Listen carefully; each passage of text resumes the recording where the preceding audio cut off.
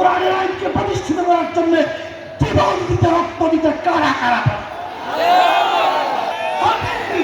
সাবিলুনা সাবিলুনা আল জিহাদ আল জিহাদ আল জিহাদ আল জিহাদ সাবিলুনা সাবিলুনা হেফাজতে ইসলাম জিন্দাবাদ জিন্দাবাদ। সংগ্রামী জনতা, আজকে হেফাজতের নেতৃবৃন্দ এখানে আছেন। 2021 সালে বিনা কারণে বিনা দোষে এই জেলে ছিলেন।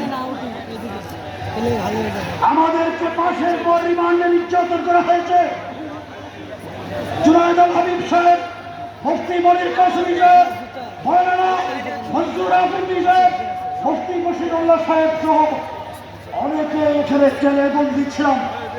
আমাদেরকে একটা অন্ধকার কুটিতে বছরের পর বছর আবদ্ধ করে রাখা হয়েছে। দুনিয়ার আলো বাতাস আমরা দেখতে পাই নাই। আমি 21 মাস জেলে ছিলাম। আমার বৃদ্ধ মা বাবাকে আমার সাথে সাক্ষাৎ করতে দেয়। আমার সন্তান বিবি বাচ্চাকে 2 বছরের ভিতরে আমার সাথে সাক্ষাৎ করতে দেয়। মৌলানা জুনায়েদ আল হাবিব, মুফতি মনির কাসেমিকে 3 বছর পর্যন্ত জেলে রেখেছেন। তাদের পরিবারের সাথে যোগাযোগ করতে দেওয়া হয় নাই। আল্লাহ বিচার কেমনে করেন? হাসিনাকে ক্ষমতার চেয়ার থেকে দৌড়াইয়া তার পরিবার, তার দলের নেতা কর্মীদের থেকে আল্লাহ চিরদিনের জন্য বিচ্ছিন্ন করেন।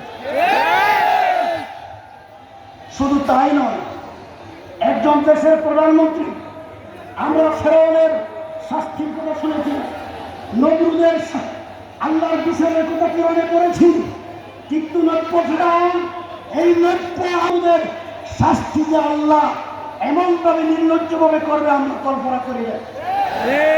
সুতরাং বাংলাদেশের তৌহিদি